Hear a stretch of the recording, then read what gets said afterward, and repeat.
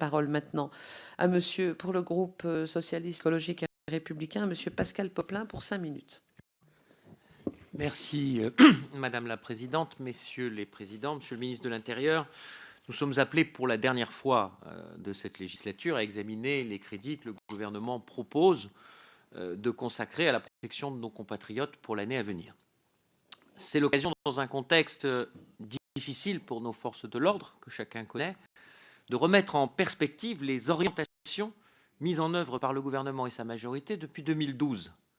L'examen des décisions et des chiffres est en effet la seule réponse qui vaille à certaines caricatures indécentes. L'autorité de l'État, la sécurité, les moyens d'aider à nos forces ne sont pas des fonds de commerce électoraux. Ces sujets devraient nous rassembler dans la dignité, avec le souci de la vérité, si chacun voulait bien considérer leur gravité.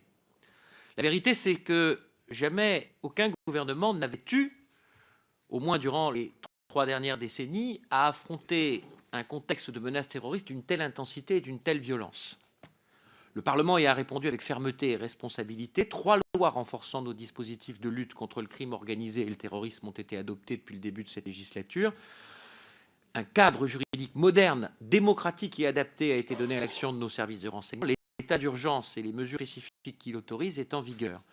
Toutes ces décisions ont trouvé une traduction budgétaire concrète et le projet de loi de finances 2017 en est une nouvelle fois la démonstration, puisque les efforts mobilisés y sont encore amplifiés, les rapporteurs l'ont rappelé.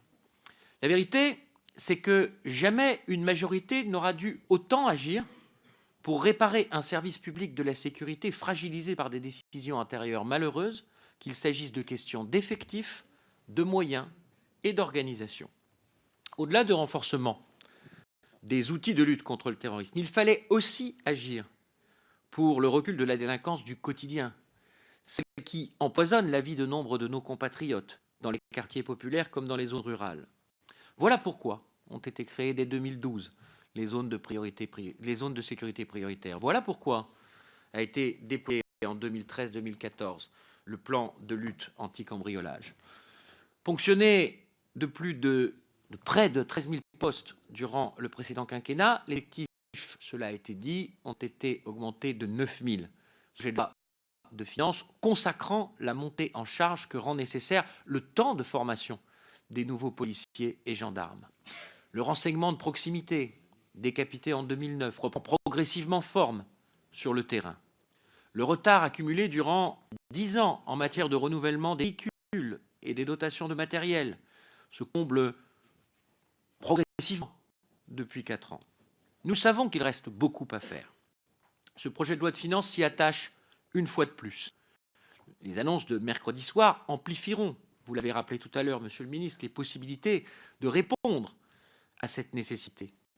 Depuis le début de cette législature, les crédits affectés à la sécurité ont augmenté de manière continue pour atteindre aujourd'hui une progression de 15% pour la police et de 10% pour la gendarmerie, quand ils avaient diminué d'autant durant le précédent quinquennat. Nous ne nous voilons cependant pas la face. Le retard était tel que ces efforts ne sont pas encore ressentis partout sur le terrain, parce qu'il a fallu investir dans de nouveaux champs pour répondre à la menace terroriste. La sécurité de voie publique, en particulier, continue de souffrir. Et il est vrai, je vous l'ai récemment écrit, Monsieur le Ministre, que nous peinons parfois à voir la traduction des effectifs supplémentaires dont nous votons la création dans la politique d'affectation pour les commissariats de nos circonscriptions. Il me semble que, pour relever les défis qui demeurent devant nous, rien ne sert de gesticuler, de verser tout à la fois dans l'amnésie pour le passé et dans l'outrance pour un futur illusoire. La constance des actes, l'écoute, la recherche des meilleures voies réalistes d'amélioration me semble être bien davantage les preuves souhaitables de la considération et du soutien que nous désirons témoigner à l'égard de toutes celles et tous ceux qui exposent leur intégrité pour protéger la nôtre, celle de nos enfants et de nos familles. Avant de conclure, je veux aussi saluer, au nom de mes collègues du groupe socialiste, écologiste et républicain, votre détermination jamais départie de calme et de sens de l'État, Monsieur le ministre de l'Intérieur. Elle fait honneur à l'idée que je me fais de ce que ne devrait jamais cesser d'être notre République.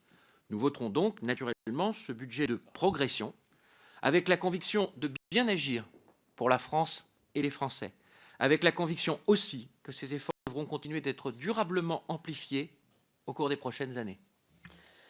Merci, Monsieur Poplin.